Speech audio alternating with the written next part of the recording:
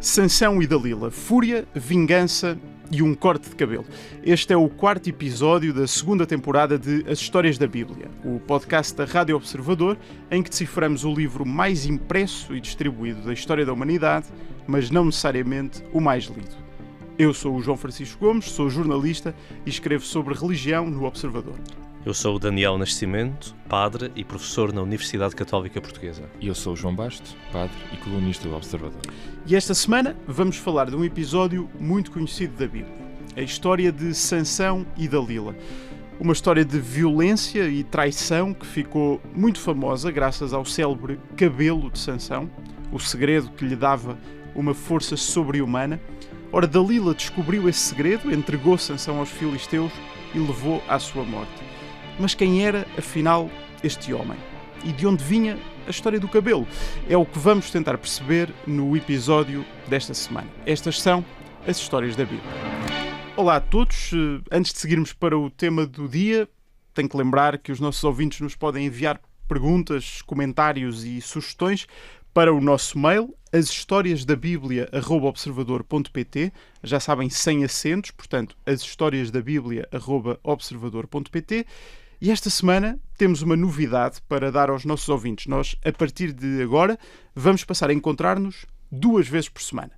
Vamos continuar a ter o nosso episódio semanal aos domingos, depois do noticiário das 9 da manhã na Rádio Observador e sempre em podcast. Mas vamos também ter um episódio extra todas as semanas. Nós, às quintas-feiras, vamos responder a uma pergunta que seja enviada pelos nossos ouvintes, quer para o nosso mail, ashistoriasdabiblia@observador.pt, quer perguntas que sejam também deixadas nos comentários no YouTube e nas várias plataformas de podcast. Vão ser episódios mais curtos, nós em 10 minutos vamos tentar responder a uma pergunta sobre a Bíblia que os ouvintes nos enviem, e esse episódio fica apenas em podcast, não passa na Rádio Observador. Já sabe, pode ouvir-nos no site do Observador ou nas plataformas de podcast habituais e, para ter a certeza que não lhe escapa nada, pode clicar em seguir o programa para receber uma notificação sempre que sair um novo episódio. Vamos começar já esta quinta-feira e vamos tentar responder a uma pergunta que nos chegou depois do episódio sobre Caim e Abel. Basicamente, se Deus sabe tudo, porque é que foi perguntar a Caim onde é que estava o irmão dele? Vamos falar sobre esta omnisciência de Deus na quinta-feira, neste primeiro episódio especial com perguntas dos ouvintes, já sabem, apenas em podcast.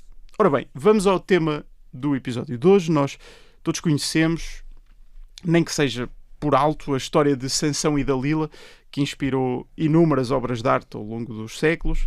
Sabemos pelo menos o seguinte: Sansão era um homem que tinha uma força sobre-humana graças ao cabelo que nunca cortava. Isto é assim um dado que a generalidade das pessoas sabe. Sabemos também que Dalila o vai seduzir até ele revelar que esse era o segredo da força dele, e os inimigos dele vão acabar por derrotá-lo cortando-lhe o cabelo. Mas se calhar temos que perceber isto melhor. Daniel, possivelmente faz sentido começarmos por explicar o contexto em que esta história surge. Nós encontramos-la ao longo de 4 capítulos do livro dos Juízes, que é o 7º livro da Bíblia, e este livro conta um período muito particular na história do povo bíblico, não é? O tal período dos Juízes, até porque Sansão seria precisamente um desses juízes.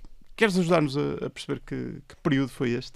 Então, este livro dos Juízes começa precisamente com uma referência à morte de Josué, e Josué, como já vimos no episódio anterior, é aquele que lidera esta transição do período do deserto e a entrada na Terra Prometida. Portanto, o tempo dos Juízes é este tempo de instalação nesta terra que, de acordo com o livro de Josué, já tinha sido conquistada, mas percebemos que afinal não foi ainda assim tão conquistada.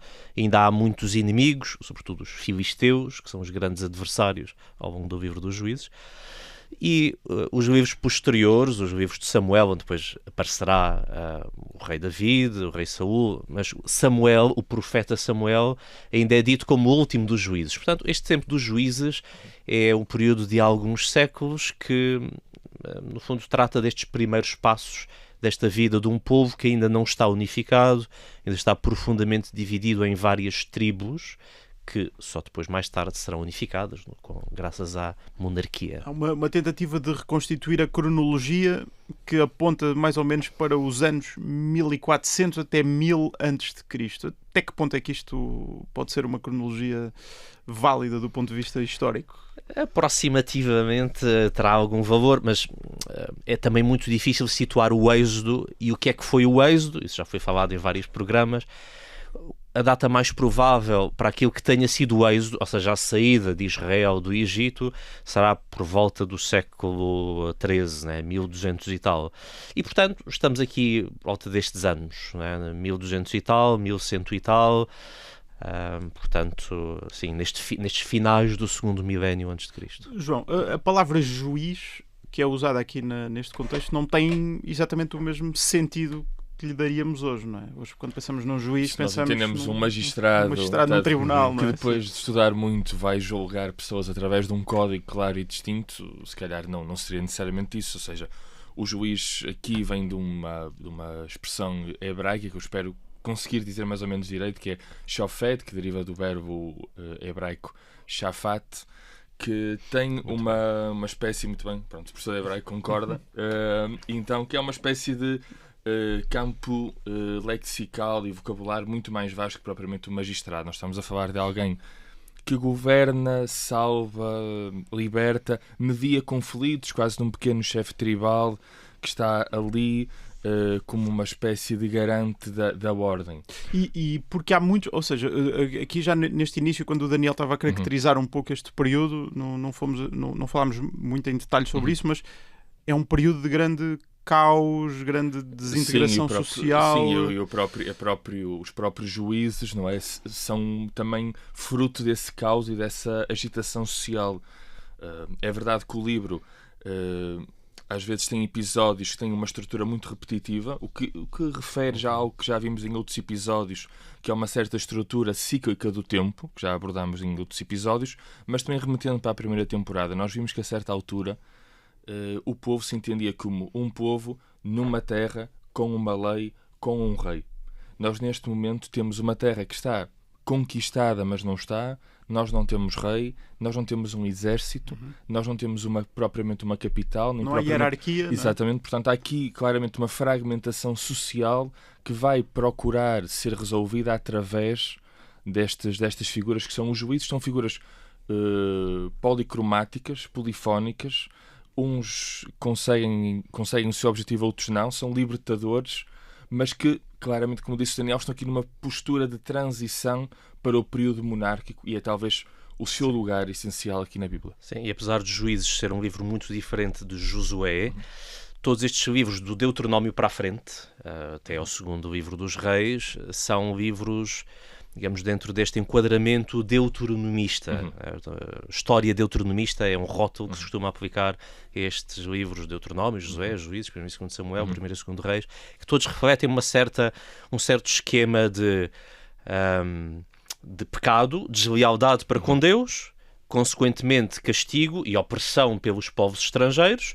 Depois, no caso do livro dos Juízes, Deus suscita um juiz localmente, neste contexto particular desta guerra que esta tribo X ou Y está a ter contra os filisteus, para poder salvar o seu povo, e aí acontece a reconciliação.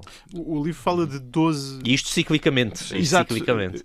No livro dos Juízes aparecem 12 protagonistas que têm este título de juiz. Curiosamente, nessa lista aparece apenas uma mulher, que é Débora, e é muito conhecida por esse facto.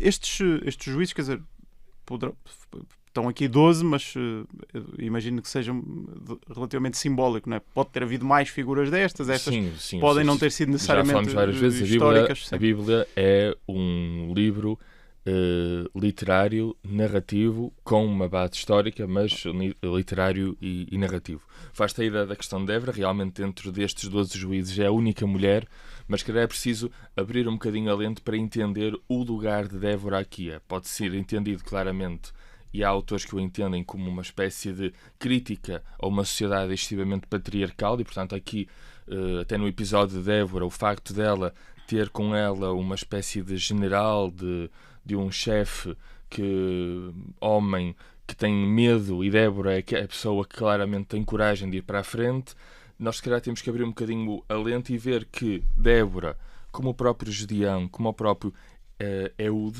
são juízes que querem mostrar que Deus escolhe pessoas marginalizadas. Débora é uma mulher, uma condição marginal à época. Ehud é canhoto.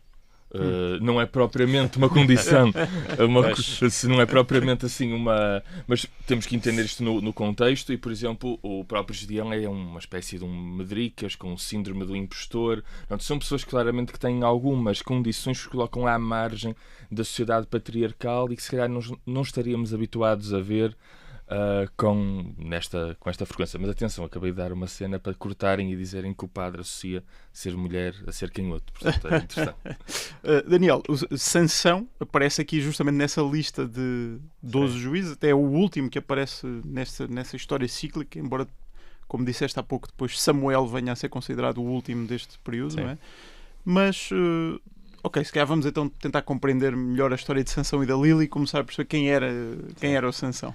Sim, de facto, o João dizia polifónico, poliédrico, enfim, a palavra juízes tem um campo um bocadinho abrangente, porque na ação de Sansão, que é sobretudo guerrear contra filisteus, vemos coisas muito diferentes que vemos em alguns outros, por exemplo, Débora, que tem também uma função de aconselhamento e até julgamento de casos concretos do povo, portanto aí até se aproxima mais do que consideramos juiz. Portanto são estes líderes carismáticos, ou seja, suscitados por Deus para situações concretas. Sansão aparece aqui muito em confronto com os filisteus, como aliás outros juízes, e estes filisteus são aqui vistos como o grande inimigo. E isto já nos situa num tempo concreto, porque embora seja sempre difícil perceber exatamente o tempo histórico, o contexto histórico, sabemos que estes filisteus aparecem por estas alturas, 1200 e tal, né? Século XIII, e portanto será uma boa altura para balizar este tempo concreto do livro dos Juízes. E vêm estes filisteus vindos da zona do mar Egeu, e vão dominar sobretudo a zona costeira, onde hoje é, por exemplo, Gaza, Ashkelon, Ashdod, algumas cidades dos israelitas, e aí vão instalar o seu centro de poder. E como são mais evoluídos e mais avançados tecnologicamente, há uma grande superioridade aparente dos filisteus e portanto é nestas escaramuças concretas que os israelitas que aparece ali Sansão, não é? Esta figura que era, há aqui pelo menos dois dados que podemos retirar do texto. O aparecimento dele é que, tal como muitos casos ao longo da Bíblia, o nascimento dele é assim de certa maneira milagroso, não é? A mãe dele seria estéril. E é uma pessoa muito especial porque é consagrada a Deus logo desde o início, segundo a lei antiga, e parece-me que é daí que vem a história dele, por exemplo, não poder cortar o cabelo, não é? Sim, isso já vem anunciado por este mensageiro, por esta espécie de anjo que aparece aos seus pais, à sua mãe em particular, e corresponde um bocadinho a um padrão que já vemos, bem, de forma mais óbvia para nós hoje, talvez, no anúncio do anjo a Maria, no Novo Testamento, mas que já aparece também à mãe do profeta Samuel, também a Sara, que já falámos em Abraão. Portanto, é uma espécie de padrão literário que já nos anuncia algo de especial. Neste caso, há uma série de preceitos que têm a ver com consagração. Em hebraico utiliza mais esta palavra nazir ou nazireu, é um termo que aqui aparece para dizer esta condição que terá o filho, Sansão, portanto uma espécie de consagrado, e isso implica uma série de preceitos, como não beber bebida alcoólica, não passar a navalha pela cabeça, ou seja, não cortar o cabelo, que são sinais dessa consagração, que geralmente é uma coisa temporária, e isso está descrito e explicado na Torá, no livro dos Números, no Pentateuco, mas aqui parece ser uma condição permanente. Portanto, Sansão é assim um consagrado toda a sua vida e isso vai-lhe proporcionar o favor divino que, no seu caso, se concretiza numa força podemos traduzir como uma espécie de enviado de Deus para aquele povo. É isso é essa ideia que traduz essa consagração. Sim, é sempre uma missão mais... para nós será mais fácil associar isso numa vertente mais religiosa, enquanto o que vemos aqui no texto é sobretudo força bruta. e combate muito desigual contra os filisteus. Vemos Sansão a matar ali centenas de filisteus, a utilizar aqui umas armas um bocadinho primitivas e derrota facilmente os seus inimigos. Portanto, tem alguma estranheza, mesmo dentro do Antigo Testamento, em toda a Bíblia, o episódio e a vida de Sansão é muito estranho no que tem de maravilhoso. Muito bem, as coisas vão começar a complicar-se para Sansão quando ele se apaixonar por uma filisteia, uma mulher do tal povo inimigo que o Daniel estava a descrever. Segunda parte de As Histórias da Bíblia, com os padres João Basto e Daniel Nascimento. Ora, nós na primeira parte estávamos a falar do contexto do período dos Juízes e também do nascimento de Sansão, o nascimento milagroso e também consagrado de Sansão. Portanto, João, é uma pessoa que nasce já num contexto muito particular e muito especial. Sim, é particular. Nós fazemos, como o Daniel disse, esta relação claramente de Jesus Cristo ser uma espécie de novo Sansão, como o Sansão procurou, mesmo que imperfeitamente, libertar o povo. Jesus liberta o povo também e nasce num contexto de esterilidade, como nós já referimos. No entanto, esta questão do cabelo, que é muito conhecida, ligando ao que o Daniel já disse de Sansão ser um nazireu, alguém consagrado a Deus, mostra que se calhar o segredo de Sansão não é necessariamente o cabelo. O cabelo é uma das partes, porque o voto do nazireu, do consagrado, tinha um conjunto de prescrições.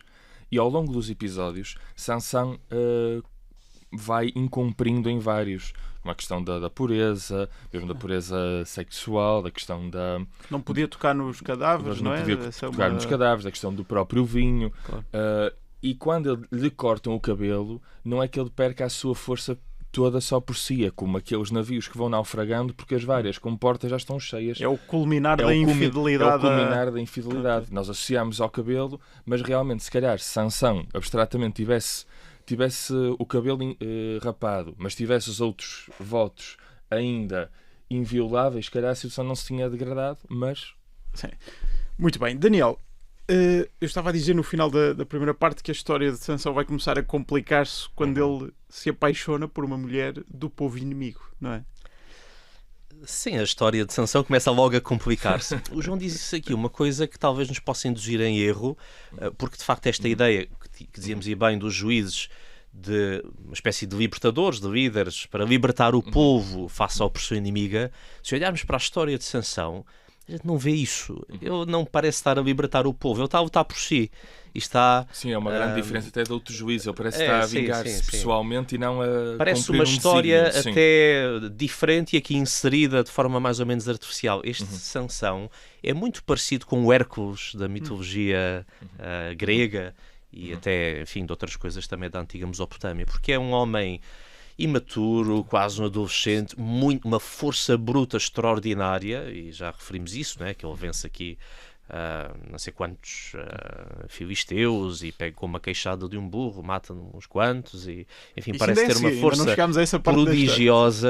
prodigiosa, claro. Mas é muito... E os relatos da sua vida são sempre umas paixões primeiro por uma mulher filisteia, mas depois é inconstante, depois é enganado por elas, é sempre muita força bruta, mas muito pouca inteligência prática para resolver os problemas, porque os tais filisteus vão aproveitar esta paixoneta de Sansão por mulheres filisteias, que aliás é completamente proibida à lei, à luz deste enquadramento legal, para através dessas mulheres filisteias tentar extrair o segredo da fonte da sua força. Então, mas vamos contar a história para seguirmos aqui mais ou menos a narrativa que surge na Bíblia.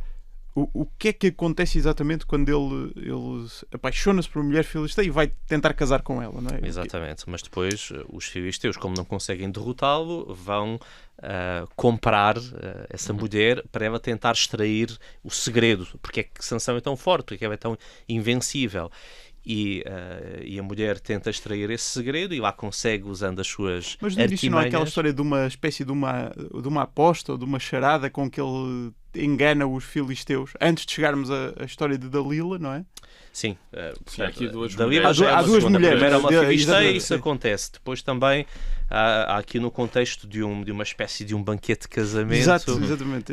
Esse episódio eu acho dá uma charada impossível, é... quase que parece aquela do Tolkien, do Hobbit, né, em que o Bilbo perguntou o que é que eu tenho aqui no meu bolso, portanto ninguém poderia saber a resposta a isso, e aqui também a resposta certa é uma coisa que seria impossível a qualquer outra pessoa saber, porque, enfim, Sansão tinha derrotado, havia um avião. E ele faz uma espécie de uma charada, não é? Uma mas, de facto, mas eles ganham porque subornam essa mulher que lhe conta esse segredo. E este Sansão a ser enganado pela mulher, que tinha sido subornada pelos inimigos, é um tema que se vai repetir de forma mais famosa, com a própria Dalila. Mas ele, depois desse engano, não é? De ser enganado pela mulher e depois ser enganado pelos filisteus e acaba por perder a aposta, não é? Que ele faz, é nesse momento que ele basicamente se passa da cabeça e massacra 1000 filisteus, não é? Portanto, sempre números muito exagerados. Claro, sim. Este caos todo é importante para irmos construindo a personagem. Sim, ou seja, Sansão, há este episódio da primeira Filisteia com que ele se apaixona, depois acaba por se separar, há aqui um conjunto de episódios, ele acaba por ir a Gaza, há uma referência até que ele acaba por ir conviver com prostitutas durante algum tempo. Quando chega a Gaza, a primeira coisa que faz, diz o texto, é ir ter com prostitutas. Depois é que vem Dalila, cujo episódio é um bocadinho decalcado do primeiro amor com a Filisteia, o que mostra claramente, como o Daniel dizia, que isto é um adolescente que não aprendeu com os erros, quer dizer, podia ter aprendido com a primeira namorada, não aprendeu, cometeu o mesmo erro que na segunda, e a própria Dalila surge aqui e diz coisas que não seriam estranhas a nós, ou seja, a Dalila... Mas quem era a Dalila? A Dalila é uma Filisteia. Uma Filisteia pela qual Sansão se namora e que vai também tentar conhecer o segredo, que o Sansão tenta adiar a revelação até ao ponto em que a Dalila diz-lhe coisas que nós certamente já teremos ouvido, ou teremos amigos nossos e amigas que terão contado. A Dalila chega a uma altura que lhe diz: como podes dizer que me amas se não confias em mim? E portanto isso leva Sansão a ficar quase entre a espada e a parede e a ter que lhe revelar o segredo que ele diz ser o cabelo. Mas há um aspecto interessante nessa narrativa que passam-se vários dias, não é? Nessa Sansão relação. mente 3 vezes. Exatamente. E Dalila, eles apaixonam-se, estão ali, têm ali uma relação e os filisteus, como querem capturar Sansão, vêm ter com a Dalila e dizem-lhe: olha, tenta lá saber o segredo do Sansão. Por uma quantia enorme de prata, subornam a Dalila. Sim. E à primeira vez ele diz-lhe... São 7 cordas de tripa fresca. Exatamente. E nessa noite eles aparecem para tentar usar esse segredo e percebem que afinal tinham sido enganados. Sim. À segunda noite ele diz-lhe outra coisa. Sim. E os filisteus voltam a aparecer. E o Sansão não percebe o que é que lhe vai acontecer. Já dissemos que o rapaz é um adolescente imaturo e que a gente vai fazer. Ele se calhar estava mesmo apaixonado e não via claramente, já nos aconteceu dizer: pá, já reparaste, ela está a te enganar, pá. É uma relação tóxica. É uma relação tóxica. Podemos meter isso no podcast. E quando ele, a dada altura, Dalila diz-lhe: conta-me lá o que é que só ela é que podia ter revelado, mas ele não entende isso. E ele diz: se me raparem o cabelo, vencem. E nessa noite aparecem os filisteus e aí derrotam-no. Derrotam-no, prendem-no, seguem-no. Seguem-no, tiram-lhe os olhos, tiram-lhe a vista. E talvez seja nesse momento em que Sansão está preso a um templo que Sansão se torna realmente, de certa maneira, um juiz, no sentido de tentar pedir realmente a Deus para o ajudar. O próprio verbo que Sansão utiliza a invocar Deus nesse momento para o ajudar parece já distante daquela história de pura vingança pessoal que ele tinha para com os filisteus. Os filisteus, quando o capturam, levam-no para o templo da cidade de Gaza. Exato. E é lá que o acorrentam. E ele pede: só desta vez, Senhor, só desta vez, dá-me uma força para eu destruir tudo. E é aí que Sansão derruba as colunas do templo, mata milhares de filisteus e, portanto... Morre também. Portanto, é o último sopro, a última tentativa de Sansão de, pelo menos por uma vez, ser fiel a Deus. Claro. Mas há aqui aspectos quase mágicos, não é? Ou seja, é quando o cabelo começa a crescer que essa Exato. força volta. O texto bem vai dizendo que é Deus que está com ele ou que deixa de estar com ele e, portanto, no fundo, que essa força prodigiosa vem de Deus. Mas todos estes aspectos sublinham um caráter muito folclórico, Sim, não é? sim. E quase, enfim, com cores que nos parecem pouco bíblicas.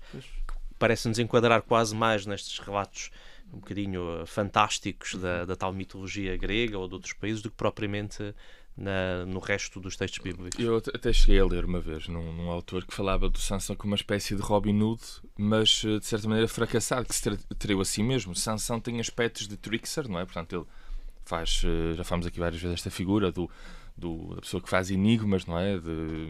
Prega partidas, que engana repetidamente o inimigo, mas é um trickster trágico, não é? Porque é alguém que de certa maneira falha na sua própria armadilha. E portanto é alguém claramente assim, estranho no contexto da Bíblia em geral. Há bocado dizíamos um tipo relativamente imaturo, não é? Muito movido pelo seu... Mas há aqui num aspecto, estamos aqui mais ou menos a chegar ao desfecho da história de Sansão, portanto ele traído duas vezes pelas duas mulheres por quem se apaixona, elas conseguem retirar-lhe o segredo, passá-lo aos filisteus e os inimigos finalmente apanham-no. Claro que a segunda história é mais trágica do que a primeira, porque a primeira os filisteus queriam que a mulher basicamente conseguisse extrair a Sansão a resposta do enigma que ele tinha feito na festa do casamento, basicamente para ele perder a aposta. Agora foi mesmo para o capturar e para o matar. E a história de Sansão parece ter assim um desfecho relativamente insatisfatório, não sei, ou seja, ele realmente mata toda a gente que está no templo, mas isso não quer dizer que derrote os filisteus. Ele também acaba por morrer e a história do povo não parece estar melhor depois da intervenção de Sansão do que estava antes. Não sei se estou a tirar Por isso tudo percebemos que Sansão e Dalila são uma grande nota de rodapé no esquema geral da história, ou seja, não é a dinâmica histórica e narrativa aqui fundamental destes livros, que depois será no final deste tempo de Juízes, a Samuel que vai, enfim, ungir um rei, etc. Mas isso é uma forma são personagens tão folclóricos, tão coloridos, né? Quer de Sansão, nesta sua grande força, grande poder, que é invencível, mas tão ingênuo, tão infantil, de Dalila, que é esta mulher de quem se sabe pouco. É curioso, porque o texto até nos diz que Dalila é só uma mulher que habita aqui no Vale de Sorek, que nem nos diz especificamente que era uma mulher que era filisteia. Mas uns versículos antes, Sansão está com uma prostituta, portanto já dá uma forma, ficamos com a ideia esta, se calhar também era uma mulher de má vida, aqui uma fama fatal, não é? Portanto fica um bocadinho mais o colorido de uma história fantástica do que propriamente uma grande dinâmica de fundo bíblica. Porquê é que será que ficou tão célebre, tão famosa? É a história do cabelo que é rocambolesca, é a personagem que é o facto de ser uma história de paixões e de amor entre Sansão e a Dalila. É que realmente é uma história talvez que, um bocadinho que se tornou... isso, tudo isso.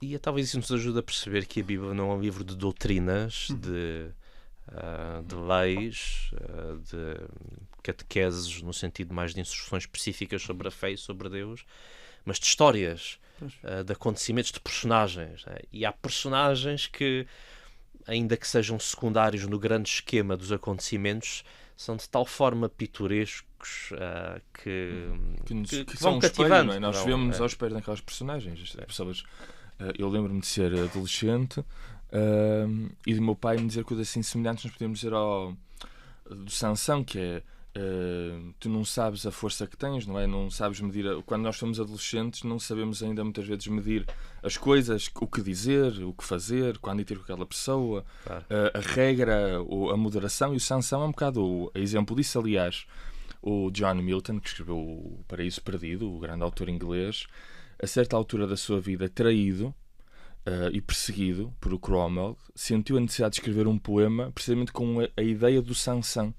A pessoa que é traída, que como Sansão vive numa espécie de limiar, quer dizer, Sansão não tem companheiros, não lidera tropas, vive entre povos, não é, naquela zona fronteiriça, ao mesmo tempo está entre o homem e o animal, porque tem uma força bruta, animalesca, luta com leões mas depois não sabe lidar com os seres humanos mais simples, não consegue perceber a perspicácia das relações, e creio que isso também nos ajuda a entender claramente a complexidade, que embora seja secundária, é uma complexidade antropológica. E por isso mesmo proporciona uma espécie de modelo para coisas tão diferentes como servir de dar o nome a operações militares do Israel do século XX e XXI, né? A Operação Sanção, enfim, destacando a força de uma operação militar num contexto de guerra moderno, como, por exemplo, nos intérpretes cristãos ao longo dos últimos 2000 anos, sobretudo nos padres da Igreja, sempre desejosos de ver em todos os lugares da Escritura algo de anúncio da vinda do Messias, algo de Cristo, e do que vem também este sacrifício de Sansão, que manda abaixo o templo sacrificando-se a si próprio para derrotar os inimigos, como uma espécie de prefiguração do sacrifício de Cristo na cruz. São Jerónimo até diz que o Sansão está colocado entre duas colunas, como Jesus Cristo está colocado entre dois ladrões. Entre dois ladrões. Há aqui um aspecto que vinha na sequência da pergunta que estava a fazer o Daniel há bocado. Lá está, o texto, apesar de morrerem todos os filisteus que estavam dentro do templo, não derrota a totalidade do povo filisteu. Essa missão é deixada para um pouco depois para o rei David. Vai ser o rei David que vai subjugar definitivamente os filisteus. O facto da história também, de certa maneira, parecer incompleta ou acabar assim, deixando uma pista para o que vem a seguir, é uma forma deste texto deixar a tal machadada final, entre aspas, para o rei David, que depois vai ser uma figura central da história dos judeus. Não sei, mas há uma incompletude no livro dos Juízes, neste tempo dos Juízes, que como leitores vemos que não é por aqui, falta aqui qualquer coisa, porque há constantemente um povo que é salvo, que é libertado, mas que depois volta a cair na mesma infidelidade, no mesmo pecado, e portanto é só nos livros seguintes em que vamos ver uma solução com um ar mais de definitivo, com um ar mais de... Enfim, em que há concretamente depois uma aliança específica com Deus. Um desfecho mais concreto. João, como dissemos no episódio sobre Caim e Abel, este episódio de Sansão e Dalila, nas milhares de páginas da Bíblia, não ocupa mais do que 3 ou 4 páginas. É um episódio mesmo muito curto. Faço um pouco a pergunta que há pouco comecei por fazer ao Daniel. Como é que este episódio se tornou tão famoso, tão conhecido na nossa cultura? Até mesmo na arte, na música, na pintura. Há tanta coisa sobre Sansão e Dalila. Os miúdos, quando recebem uma Bíblia para crianças ou quando se vê nos filmes, é dos episódios que lá aparecem. Como é que se explica isto? Não, realmente a Bíblia, como é grande literatura, talvez isto seja aquilo que vamos ter colocado numa t-shirt. Em todos os episódios. Sim. Tem uma dimensão narrativa que supera... não quero usar termos polémicos, mas a Bíblia, claramente, como códice do mundo ocidental, criou uma espécie de mitologia. E estas figuras... para crentes e não crentes, mas acima de tudo para não crentes, são figuras mitológicas que de certa maneira representam paradigmas da existência humana, e Sansão representa um desses paradigmas. Mesmo assim, no século I, por exemplo, Flávio Josefo, que é um dos grandes historiadores judaicos, ainda, e apesar daquilo que já vimos sobre Sansão, fala de Sansão como até um certo exemplo de virtude. Ele é até referido na carta aos Hebreus, que pessoalmente não é bem uma carta, como até uma pessoa dentro dos heróis da fé, até às vezes sem qualquer comentário face aos seus defeitos. Agora, realmente, na cultura, Sansão ocupa um lugar especial, porque faz esta relação entre força e fraqueza, entre amor e traição, humilhação e redenção, que, por exemplo, o Camille Saint-Jean, que já tinha composto também uma oratória de Natal, vai aproveitar para uma ópera precisamente sobre Sansão e Dalila.